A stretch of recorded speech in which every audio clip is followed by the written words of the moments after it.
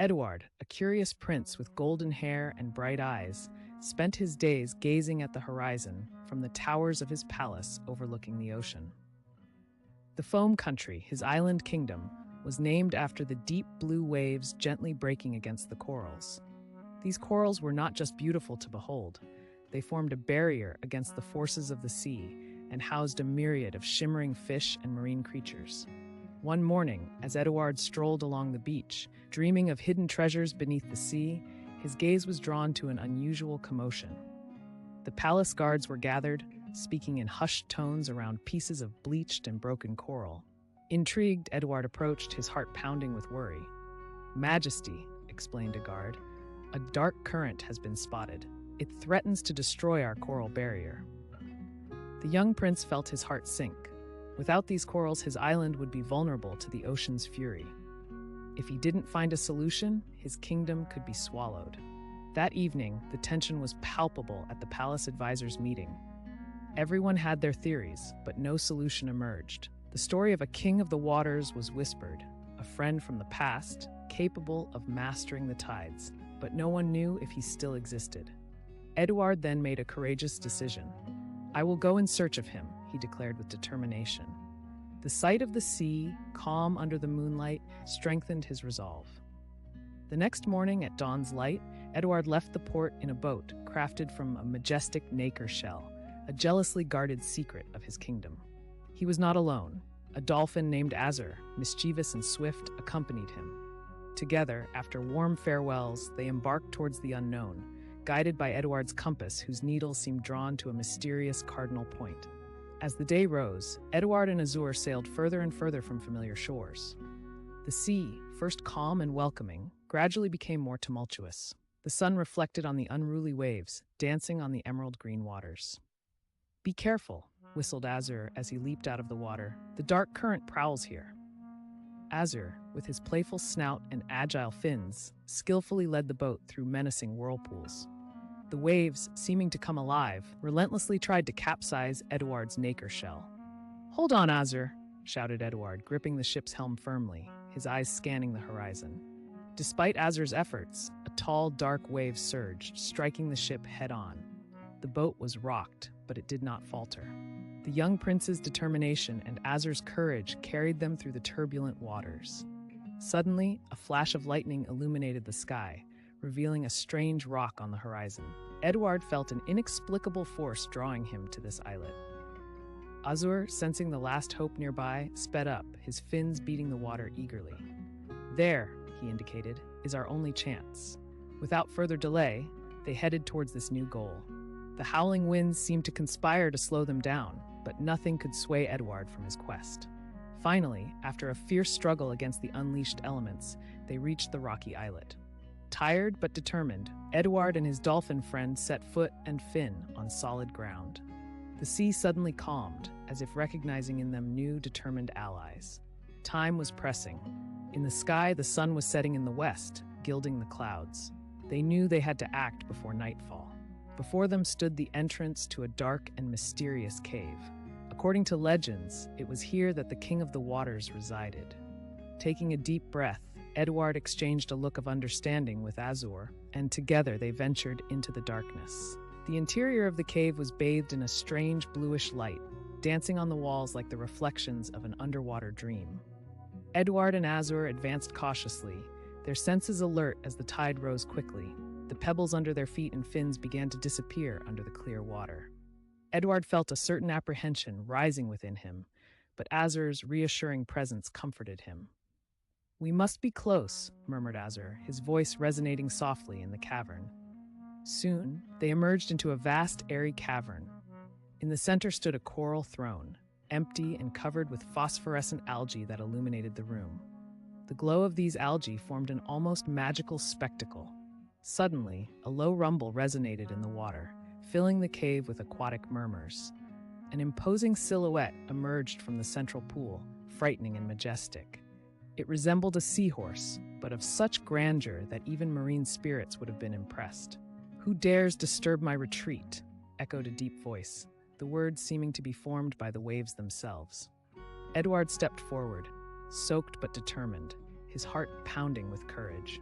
At his side, Azur displayed a serene calm. "I, Edouard, Prince of the Foam Country," he declared with a resolute voice. "Our island is in peril. A malevolent current threatens our coral barrier, endangering our people and our sea friends. Only a king of the waters can help us avert this disaster." The king of the waters observed the young prince, his deep eyes reflecting the wisdom of the oceans. Azur, with soft whistles, supported the request of his human friend. Silence settled in, heavy and charged with tension. Then, the king of the waters sighed, a sound like a peaceful ebb. "Once, I watched over the foam country," he began in a nostalgic voice. "But your people forgot me. I thought my help was no longer wanted." Edouard sensed a sadness cross the marine spirit's gaze.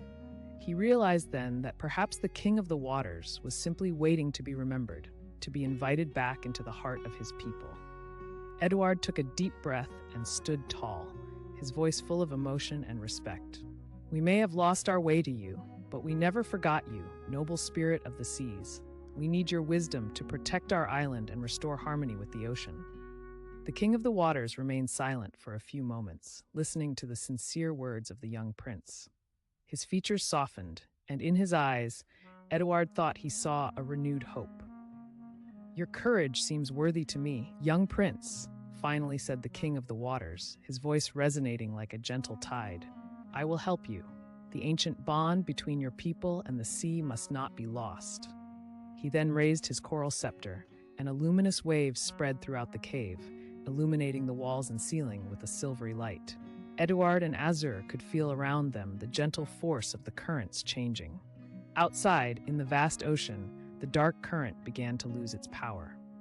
The dark eddies gradually dissipated, replaced by the calm waves of a pacified sea. "Go, young prince," continued the king of the waters benevolently. "Your bravery has revived the ancient oath. Do not forget, summon me if the sea threatens your kingdom again."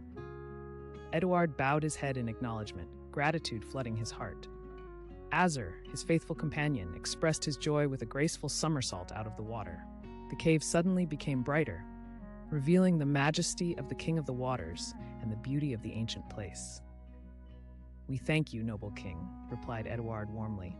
"You will save our kingdom, and with it, the precious link we share with the sea." With one last glance full of respect, Edouard and Azur left the cave, promising to always honor this now renewed connection. The spirit of the sea watched over the foam country once more. The sea was calm as Edouard and Azur returned to the foam country. The waves, roaring a few hours earlier, had transformed into gentle ripples, bathing the world under an azure sky. "Everything seems peaceful again," observed Azur, his eyes sparkling with relief as they approached the coral reefs of the island. The colorful fish danced in the crystal-clear water, and the corals were slowly regaining their vivid, shimmering hues. As they neared, the outline of the coral barrier was redrawing itself with refreshed colors, as if a new breath of life was pulsing through it. The dolphin leaped gracefully out of the water, expressing his joy with a resounding splash. On the beach, the villagers gathered, their faces lit with joy and gratitude upon seeing their prince return safe and sound. Edouard was welcomed with cheers and warm embraces. "You did it, Prince Edouard!" exclaimed one of the villagers enthusiastically. The king and queen, visibly relieved, awaited their son with sincere smiles. Their pride was palpable. Together, they organized a celebration to mark this memorable event. A grand marine feast commenced, with music resonating like the waves. People danced and sang, paying homage to the mighty king of the waters and their young prince, the fearless protector. Under the gentle glow of the moon, Edouard stood beside his family, reflecting on the promise made by the king of the waters. He realized that a new era of harmony was dawning for their people, reconnecting the land and the sea once again. On this happy day, Edouard vowed to dedicate his life to the protection of his kingdom and the preservation of the sacred ties linking his people to the ocean's mysteries. The foam country would remain a haven of sparkling peace, where reefs and skies meet in an eternal embrace. Under the starry sky, the foam country shone with 1,000 lights. The festivities were in full swing, and the whole island vibrated to the rhythm of dances and songs. Edouard, surrounded by his people, watched with satisfaction as they gathered in joy. "We have learned a lot today," murmured the queen, hugging her son. More than ever, we know we are not alone. Edouard nodded, his gaze turned towards the now peaceful sea. Our people and the sea are linked. Together, we will overcome all obstacles. The stars fondly seemed to watch over this moment of peace. Azur, whistling softly, swam not far from the shore, enjoying the celebration in his own way, his marine friends also spreading the good news in the depths. The coral reefs, brushed by the soft light of the moon, were brightly reborn. The colorful fish continued their dance, reflections of the mysterious and enchanting world that endures beneath the waves. Under a breath of salty zephyr, the words of the King of the Waters echoed again in Edouard's mind. Go, young prince, and always remember this ancient oath that unites our destiny to yours. Edouard smiled, now more determined. He felt the responsibility lightly on his shoulders, but it was also a promise of future adventures, challenges overcome, and unbreakable friendships. We will always protect our home, he murmured to himself.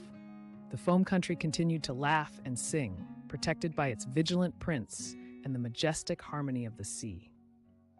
Thus, in the silvery light of the night, the island was saved, more vibrant than ever, ready to write a new page of its history. From that day, Edouard, the prince turned protector, always ensured to honor the sea and those who inhabited its depths. The foam country and its people would undoubtedly face more challenges, but with this new alliance, they knew they could overcome anything. The heroic tales of that night would be told for generations, reminding everyone of the importance of preserving sacred alliances with nature.